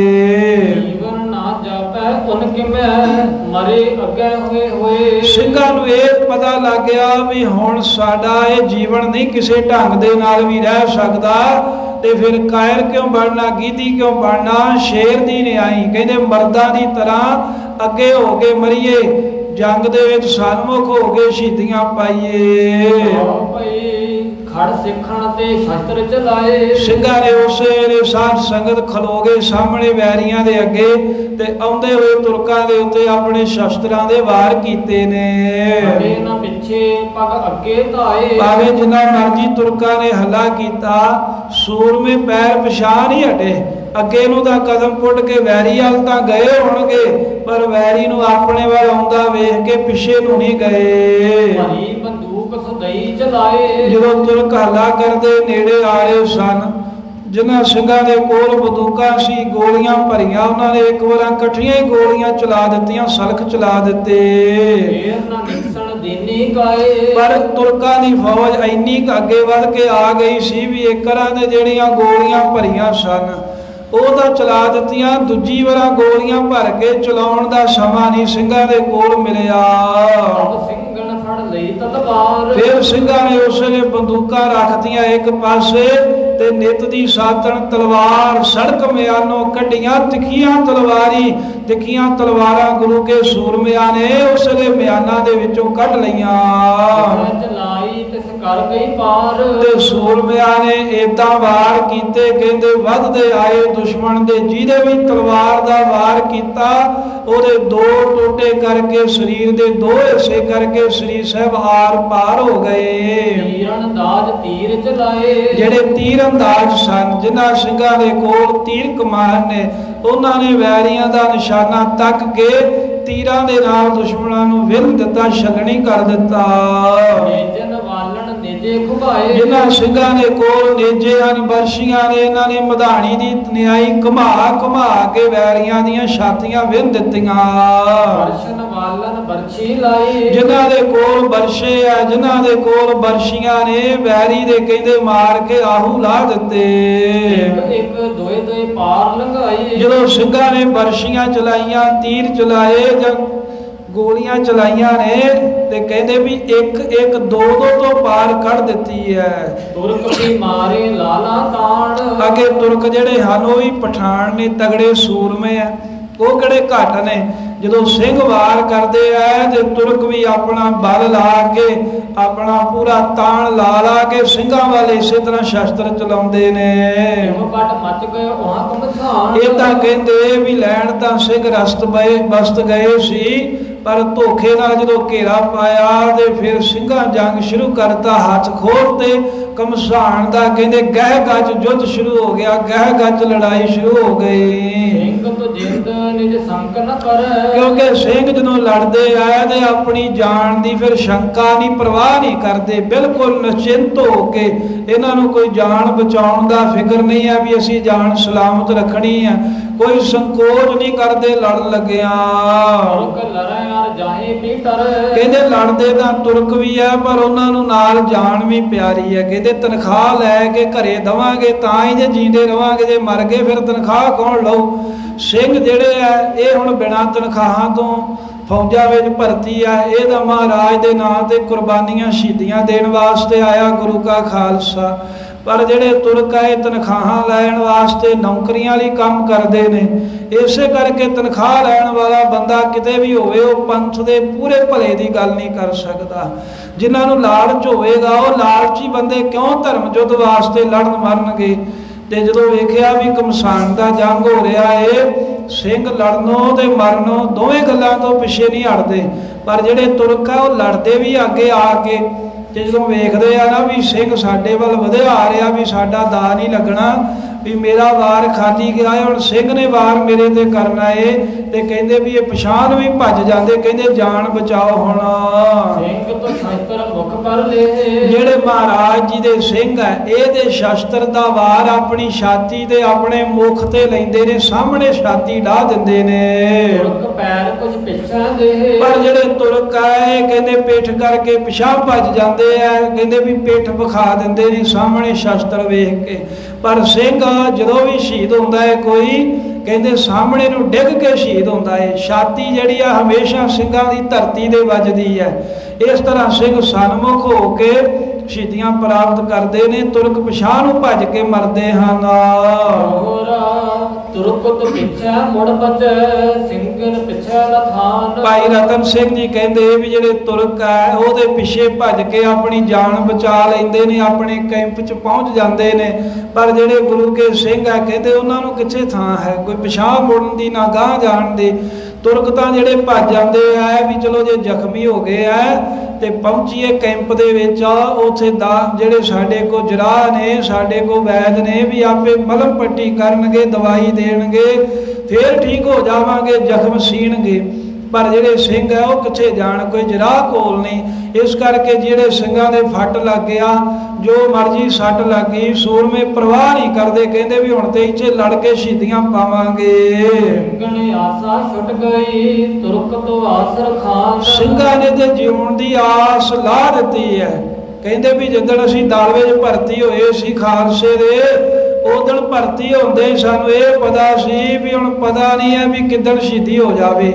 ਇਸ ਕਰਕੇ ਸਿੰਘਾਂ ਨੇ ਤੇ ਜਿਉਣ ਦੀ ਆਸ ਲਾਈ ਹੋਈ ਹੈ, ਪਰ ਤੁਰਕ ਜਿਹੜੇ ਨੇ ਉਹ ਹਜੇ ਆਸ ਰੱਖਦੇ ਐ। ਇਸ ਕਰਕੇ ਉਹ ਜੰਗ ਦੇ ਵਿੱਚੋਂ ਭੱਜ ਜਾਂਦੇ ਹਨ, ਕਈ ਪਿਛਾਂਹ ਹੋ ਜਾਂਦੇ ਨੇ। ਇੱਕ ਡਿੱਗੇ ਤੁਰਕ ਦੋਏ ਆਵੇ, ਦੋਏ ਡਿੱਗਿਓ ਆਵੇ ਜਾਨ। ਸਿੰਘਾਂ ਨੇ ਬਾਅਦ ਸਾਧ ਸੰਗਤ ਬੜੀ ਲਾਈ, ਗਿਣਤੀ ਥੋੜੀ ਸੀ। ਜੇ ਇੱਕ ਤੁਰਕ ਮਾਰਦੇ ਆ ਤੇ ਦੋ ਹੋਰ ਅੱਗੇ ਆ ਕੇ ਖਲੋ ਜਾਂਦੇ ਆ। ਜੇ ਦੋਵਾਂ ਨੂੰ ਮਾਰਦੇ ਆ ਤੇ ਕਹਿੰਦੇ ਫਿਰ ਚਾਰ ਸਿੰਘਾਂ ਦੇ ਸਾਹਮਣੇ ਆ ਕੇ ਖਲੋ ਜਾਂਦੇ ਹਨ। ਚਾਰ ਮਰੀ ਅੱਠ ਆਖੜੈ ਕਿਮ ਹੋਵੇ ਉਨਕੀ ਹਾਰ। ਜੇ ਸਿੰਘ ਚਾਰ ਤੁਰਕਾਂ ਨੂੰ ਮਾਰਦੇ ਨੇ ਤੇ ਉਹਨਾਂ ਦੇ ਅੱਗੇ 8 ਆ ਜਾਂਦੇ ਨੇ, ਕਿਉਂਕਿ ਗਿਣਤੀ ਜ਼ਿਆਦਾ ਸੀ ਨਾ, ਉਹਨਾਂ ਦੀ ਗਿਣਤੀ ਬਹੁਤ ਹੈ, ਜਨਸੰਖਿਆ ਬਹੁਤ ਹੈ, ਆਬਾਦੀ ਬਹੁਤ ਹੈ। ਜੇ ਜਿੰਨੀ ਆਬਾਦੀ ਜ਼ਿਆਦੀ ਹੋਵੇਗੀ ਉਨਾ ਹੀ ਉਹਨਾਂ ਨੂੰ ਜਿੰਨਾ ਮਰਜ਼ੀ ਮਾਰੋ ਨਹੀਂ ਮੁੱਕਣਗੇ। ਤੇ ਸਿੰਘ ਜੇ ਚੌਹਾਂ ਨੂੰ ਮਾਰਦੇ ਆ, ਕਹਿੰਦੇ 8 ਤੁਰਕ ਸਾਹਮਣੇ ਆ ਕੇ ਖਲੋ ਜਾਂਦੇ ਹਨ। ਦੱਸੋ ਵੀ ਉਹਨਾਂ ਦੀ ਹਾਰ ਕਿਵੇਂ ਹੋਵੇ, ਕਿਵੇਂ ਸਾਰੇ ਤੁਰਕ ਮਾਰੇ ਜਾਣ। ਜਾਓ ਭਈ ਜੋ ਸਿੰਘੀ ਉੱਥੇ ਸਨਮੁਖ ਧਾਵੇ। ਜਿਹੜਾ ਵੀ ਕਹਿੰਦੇ ਗੁਰੂ ਦਾ ਸਿੰਘ ਹੈ ਨਾ, ਜੰਗ ਦੇ ਵਿੱਚ ਸਾਹਮਣੇ ਨੂੰ ਦੌੜਦਾ, ਦੌੜਦੇ ਵੀ ਸਿੰਘ ਵੀ ਹਨ, ਭੱਜਦੇ ਗੁਰੂ ਕੇ ਸੂਰਮੇ ਵੀ ਹੈ, ਪਰ ਅੱਗੇ ਵੱਲ ਨੂੰ ਭੱਜਦੇ ਨੇ, ਵੈਰੀ ਦੀ ਹਿੱਕ ਵਿੱਚ ਵੱਜਦੇ ਹਨ। ਮੱਥੇ ਉੱਪਰ ਚੋਟਾਂ ਖਾਵੇ। ਵੈਰੀ ਦਾ ਜਿਹੜਾ ਵੀ ਕੋਈ ਵਾਰ ਹੈ, ਕੋਈ ਗੋਲੀ ਦਾ ਫਾਇਰ, ਤੀਰ, ਤਲਵਾਰ, ਬਰਸ਼ਾ ਜੋ ਵੀ ਹੈ, ਆਪਣੇ ਸਿਰ ਤੇ ਸਹਾਰਦੇ ਆ, ਆਪਣੀ ਛਾਤੀ ਦੇ ਫੱਟ ਖਾਂਦੇ ਨੇ, ਭਾਵ ਸਨਮੁਖ ਹੋ ਕੇ ਲੜਦੇ ਹਨ। ਜਬ ਲੋ ਸਾਸ ਉਸ ਤਨ ਮੈਂ ਰਹੇ। ਸਿੰਘਾਂ ਨੇ ਇਦਾਂ ਦੀ ਲੜਨ ਦੀ ਸਾਧ ਸੰਗਤ ਉਥੇ ਸਪਿਰਟ ਵਿਖਾਈ, ਇਦਾਂ ਦਾ ਹੌਸਲਾ ਵਿਖਾਇਆ ਵੀ ਜਿੰਨਾ ਚਿਰ ਸਰੀਰ ਦੇ ਵਿੱਚ ਇੱਕ ਵੀ ਸਾਹ ਚੱਲਦਾ ਹੈ, ਜਿੰਨਾ ਚਿਰ ਸਵਾਸ ਆਉਂਦੇ ਆ, ਉਹਨਾਂ ਚਿਰ ਸਿੰਘ ਜਿਹੜੇ ਲੜਨ ਤੋਂ ਪਿਛਾਂਹ ਨਹੀਂ ਹਟਦੇ। ਆਓ ਆਓ ਕਰੇ ਆਓ ਮਾਰ ਮਾਰ ਕਹੇ। ਭਾਵੇਂ ਸਿੰਘਾਂ ਦੇ ਵੱਡਾ ਜ਼ਖਮ ਹੀ ਲੱਗਾ ਹੈ ਨਾ, ਕਿਸੇ ਦੀ ਲੱਤ ਵੱਢੀ ਗਈ ਹੈ, ਕਿਸੇ ਦੀ ਬਾਹ ਵੱਢੀ ਗਈ ਹੈ, ਸਵਾਸ ਚੱਲ ਰਿਹਾ ਹੈ, ਤੇ ਫੇਰ ਵੀ ਤੁਰਕਾਂ ਨੂੰ ਸਿੰਘ ਲਲਕਾਰਦੇ ਆ, ਕਹਿੰਦੇ ਉਹ ਆਪ ਤੁਰਕੜਿਆ ਮੇਰੇ ਨਾਲ ਕਰ ਜੰਗ। ਸਿੰਘ ਜ਼ਖਮੀ ਹੈ, ਹਾਲਤ ਮਾੜੀ ਹੈ ਸਰੀਰ ਦੀ, ਪਰ ਫੇਰ ਵੀ ਲਲਕਾਰਾ ਮਾਰ ਕੇ ਕਹਿੰਦੇ ਉਹ ਆਪ ਮੁਸਲਿਆ ਮੇਰੇ ਨਾਲ ਕਰ ਯੁੱਧ। ਅੰਗਰੇਜ਼ਾਂ ਨਾਲ ਖਾਲਸੇ ਦਾ ਜੰਗ ਹੋਇਆ ਤੇ ਇੱਕ ਸਿੰਘ ਦਾ ਸਿਰ ਵੱਢਿਆ ਗਿਆ, ਉਹਦੀ ਲੱਤ ਵੀ ਵੱਢੀ ਹੈ ਤੇ ਸੱਜੀ ਬਾਹ ਵੀ ਵੱਢੀ ਹੈ। ਸਿੰਘ ਦੇ ਨੇੜੇ ਗਿਆ ਉਹ ਅੰਗਰੇਜ਼ ਵੀ ਵੇਖਾਂ ਦੇ ਸਹੀ ਵੀ ਇਹ ਲੜਦੇ ਵੇਖੇ ਆ, ਪਰ ਨੇੜਿਓਂ ਵੇਖਾਂ ਕਿਦਾਂ ਦੇ ਆ। ਜਦੋਂ ਨੇੜੇ ਗਿਆ ਤੇ ਖੱਬੇ ਹੱਥ ਦੇ ਵਿੱਚ ਸਿੰਘ ਦੇ ਤਲਵਾਰ ਸੀ, ਸਿਰ ਵੱਢਿਆ ਏ, ਲੱਤ ਵੱਢੀ ਹੈ ਤੇ ਇੱਕ ਬਾਹ ਵੱਢੀ ਹੈ। ਤੇ ਜਦੋਂ ਉਹ ਅੰਗਰੇਜ਼ ਨੇੜੇ ਆਇਆ ਵੇਖਿਆ ਤੇ ਕਹਿੰਦੇ ਉਹਨੂੰ ਮਾਰਨ ਵਾਸਤੇ ਸਿੰਘ ਨੇ ਜ਼ੋਰ ਲਾਇਆ, ਉਹਨੇ ਭੱਜ ਕੇ ਡਰਦੇ ਨੇ ਜਾਨ ਬਚਾਈ ਵੀ ਇਹ ਕੈਸੇ ਕਮਾਲ ਨੇ, ਸਿਰ ਵੱਢੇ ਗਏ ਆ, ਬਾਹਾਂ ਵੱਡੀਆਂ ਨੇ, ਲੱਤ ਵੱਢੀ ਹੈ, ਪਰ ਹਜੇ ਸਾਹ ਚੱਲਦੇ ਨੇ, ਫੇਰ ਵੀ ਜੰਗ ਕਰਨ ਤੋਂ ਨਹੀਂ ਟਲਦੇ, ਵੀ ਮੁੱਠ ਦੇ ਵਿੱਚ ਹਜੇ ਵੀ ਤਲਵਾਰ ਹੈ ਤੇ ਲਾਗੇ ਵੈਰੀ ਜਿਹੜਾ ਆਵੇ ਉਹਨੂੰ ਮਾਰਨਾ ਚਾਹੁੰਦੇ ਨੇ। ਇਹ ਸੂਰਮਿਆਂ ਦੀ ਸਾਧ ਸੰਗਤ ਜੀਵਨ ਗਾਥਾ ਏ ਵੀ ਭਾਵੇਂ ਫੱਟੜ ਹੈ, ਭਾਵੇਂ ਜ਼ਖਮੀ ਹਨ, ਫੇਰ ਵੀ ਆਵਾਜ਼ਾਂ ਮਾਰਦੇ ਨੇ ਤੁਰਕੜਿਆਂ ਨੂੰ, ਕਹਿੰਦੇ ਆ ਮੇਰੇ ਨਾਲ ਯੁੱਧ ਕਰ, ਮੇਰੀ ਹਿੱਕ ਵਿੱਚ ਵੱਜ ਜੇ ਮਾਂ ਦਾ ਦੁੱਧ ਪੀਤਾ ਏ। ਆ ਕਹਿੰਦੇ ਵੀ ਜਿੰਨਾ ਚਿਰ ਸਿਸਕਦੇ ਨੇ ਨਾ, ਭਾਵੇਂ ਧਰਤੀ ਦੇ ਸਿੰਘ ਡਿੱਗੇ ਐ, ਅੱਧੀ ਜਾਨ ਮਾਨੋ ਵੀ ਨਿਕਲ ਵੀ ਗਈ ਆ, ਅੱਧੇ ਪ੍ਰਾਣ ਨਿਕਲ ਗਏ ਆ, ਥੋੜਾ ਬਹੁਤਾ ਕੋਈ ਸਾਹ ਚੱਲਦਾ ਏ, ਫੇਰ ਵੀ ਜੰਗ ਦੇ ਵਿੱਚ ਵੈਰੀਆਂ ਦੇ ਆਹੂ ਲਾਉਣ ਤੋਂ ਸਿੰਘ ਨਹੀਂ ਟਲਦੇ। ਵਿਦਵਾਨਾਂ ਨੇ ਅਰਥ ਕੀਤੇ ਨੇ ਮਰਹੱਟਿਆਂ ਦੇ, ਮਰਹੱਟਾ ਕੌਮ ਦਾ ਅਰਥ ਕਰਕੇ ਉਹ ਕਹਿੰਦੇ ਆ ਵੀ ਮਰਹੱਟੇ ਦਾ ਅਰਥ ਹੈ ਵੀ ਜਿਹੜਾ ਜੰਗ ਦੇ ਵਿੱਚ ਕੇਵਲ ਮਰ ਕੇ ਹਟਦਾ ਏ, ਉੱਦਾਂ ਨਹੀਂ ਉਹ ਪਿਛਾਂ ਹਟਦੇ। ਬੜੇ ਤਗੜੇ ਨੇ, ਲਾਹੌਰ ਤੀਕ ਉਹਨਾਂ ਨੇ ਵੀ ਆਪਣੇ ਝੰਡੇ ਚਲਾਏ ਨੇ। ਉਹ ਬੰਬੇ ਦੇ ਵਿੱਚੋਂ ਆ ਕੇ ਲਾਹੌਰ ਤੀਕ ਉਹਨਾਂ ਨੇ ਵੀ ਆਪਣਾ ਜਲਾਲ ਵਿਖਾਇਆ। ਕਹਿੰਦੇ ਵੀ ਉਹ ਮਰ ਕੇ ਤੇ ਫੇਰ ਹਟਦੇ ਨੇ। ਪਰ ਸਿੰਘਾਂ ਬਾਰੇ ਉਹ ਵਿਦਵਾਨ ਕਹਿੰਦਾ ਵੀ ਮਰ ਕੇ ਫੇਰ ਵੀ ਨਹੀਂ ਹਟਦੇ। ਇਹ ਸ਼ਹੀਦੀਆਂ ਪਾ ਕੇ ਫਿਰ ਸ਼ਹੀਦੀ ਪਹਿਰੇ ਦੇ ਵਿੱਚ ਆ ਕੇ ਵੈਰੀਆਂ ਦੇ ਆਹੋ ਲਾਈ ਜਾਂਦੇ ਨੇ। ਜਿਵੇਂ ਜਦੋਂ ਬਾਬਾ ਦੀਪ ਸਿੰਘ ਸਾਹਿਬ ਜੀ ਨੇ ਸ਼ੀਸ਼ ਤਲੀ ਤੇ ਰੱਖਿਆ ਸੀ, ਤੇ ਇਹ ਨਹੀਂ ਵੀ ਫੌਜ ਮੁਗਲਾਂ ਦੀ ਤੁਰਕਾਂ ਦੀ ਮੁੱਕ ਗਈ ਸੀ, ਫੌਜ ਬਹੁਤ ਸੀ ਉਹਨਾਂ ਅਬਦਾਲੀਆਂ ਦੀ, ਪਰ ਉਹ ਇਸ ਕਰਕੇ ਹੀ ਭੱਜੇ ਜਾਂਦੇ ਸੀ ਵੀ ਇਹਨਾਂ ਦੇ ਤਾਂ ਸਿਰ ਵੱਢ ਕੇ ਇਹਨਾਂ ਨੂੰ ਤੇ ਮਾਰੋ, ਤੇ ਫੇਰ ਵੀ ਇਹ ਪਿੱਛੇ ਆਉਂਦੇ ਆ ਵੀ ਅਸੀਂ ਇਹਨਾਂ ਨੂੰ ਕਿਵੇਂ ਖਤਮ ਕਰਾਂਗੇ। ਗੁਰੂ ਕਾ ਖਾਲਸਾ ਉਹ ਆ ਜਿਹੜਾ ਮਰ ਕੇ ਵੀ ਨਹੀਂ ਹਟਦਾ। ਤੇ ਭਾਈ ਰਤਨ ਸਿੰਘ ਜੀ ਕਹਿੰਦੇ ਵੀ ਸਿੰਘ ਅੱਧ ਮੂਏ ਹੋ ਗਏ ਆ, ਪਰ ਫੇਰ ਵੀ ਜੰਗ ਕਰਨਾ ਨਹੀਂ ਛੱਡਦੇ, ਵੀ ਪੈਰ ਪਿਛਾਂ ਨਹੀਂ ਪਾਉਂਦੇ।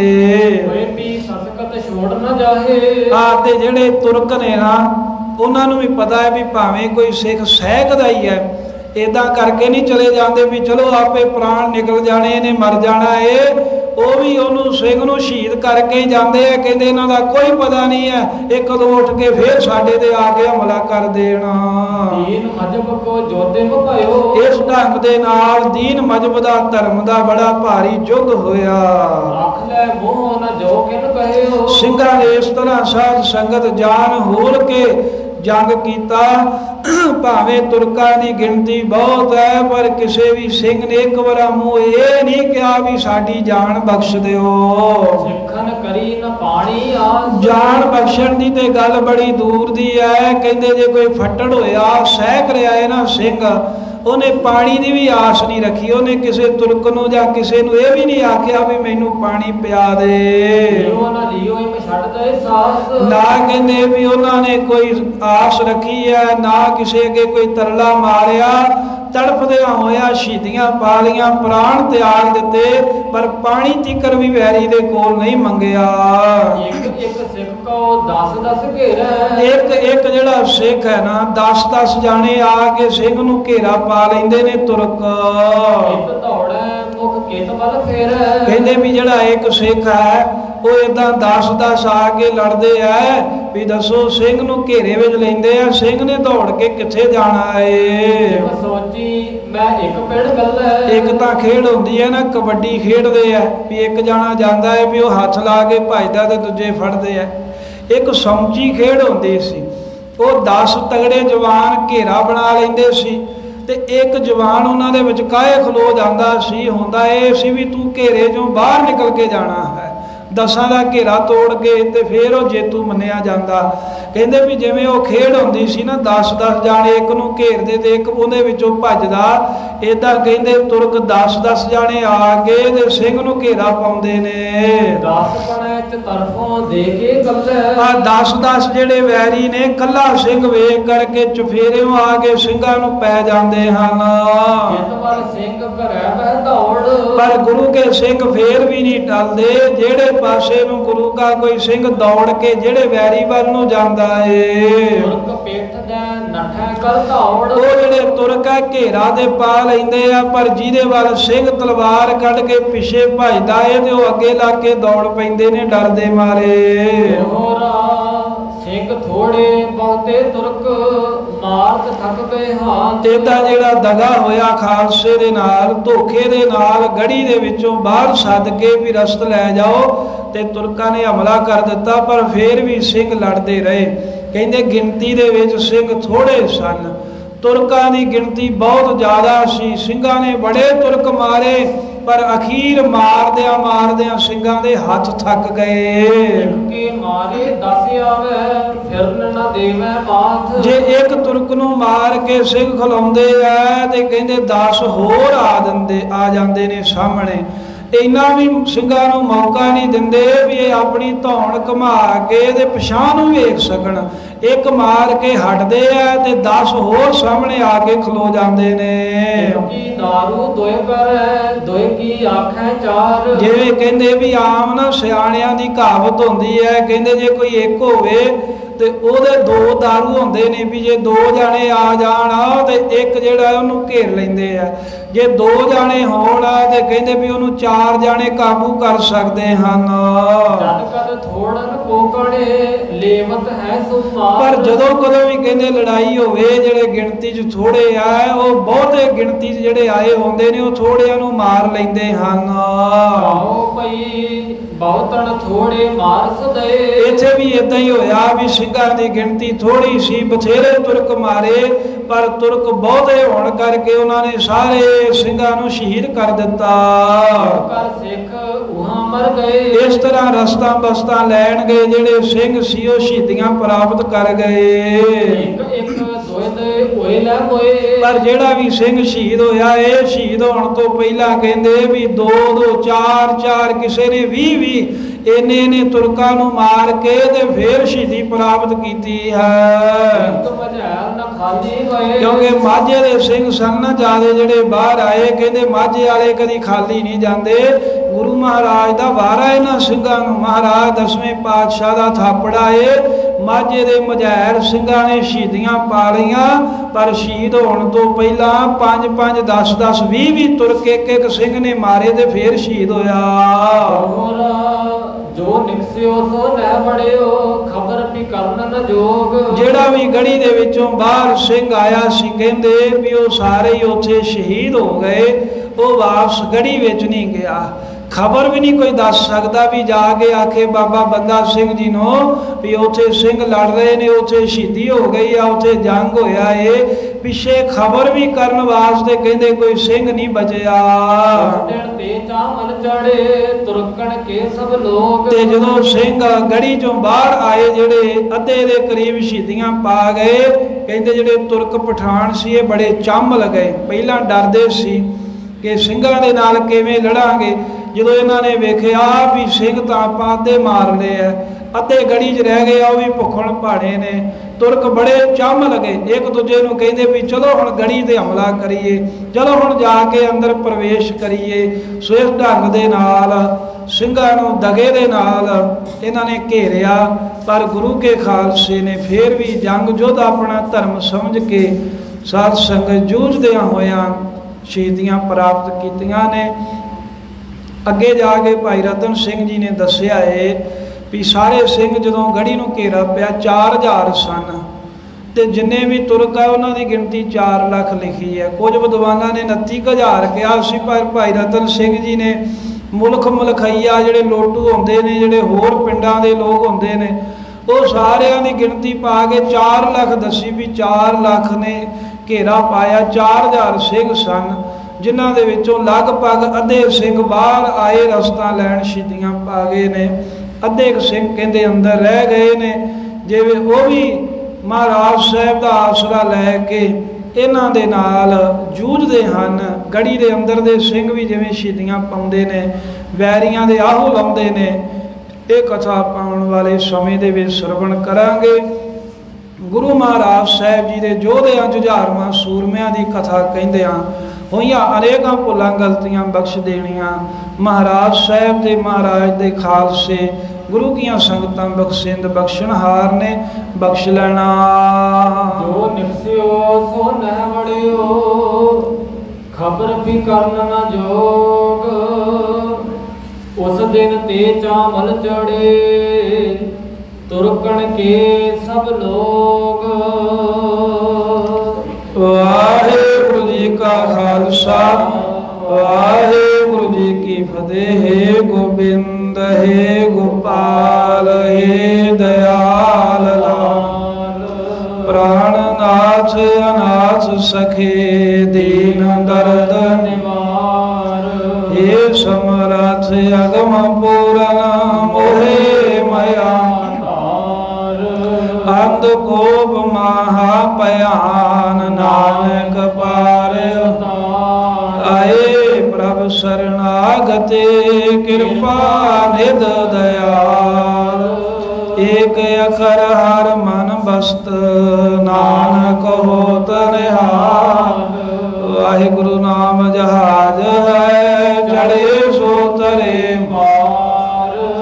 ਜੋ ਸ਼ਰਦਾ ਕਰ ਸੇਵੰਦ ਵਾਹਿਗੁਰੂ ਪਾਰ ਉਤਾਰਨ ਵਾਹਿਗੁਰੂ ਨਾਮ ਜਹਾਜ ਹੈ ਚੜੇ ਸੋ ਤਰੇ ਪਾਰ ਜੋ ਸ਼ਰਦਾ ਕਰ ਸੇਵੰਦ ਵਾਹਿਗੁਰੂ ਪਾਰ ਉਤਾਰਨ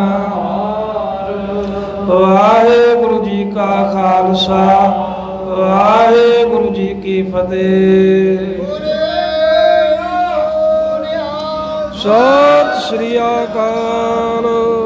ਵਾਹਿਗੁਰੂ ਜੀ ਕਾ ਖਾਲਸਾ ਵਾਹਿਗੁਰੂ ਜੀ ਕੀ ਫਤਿਹ।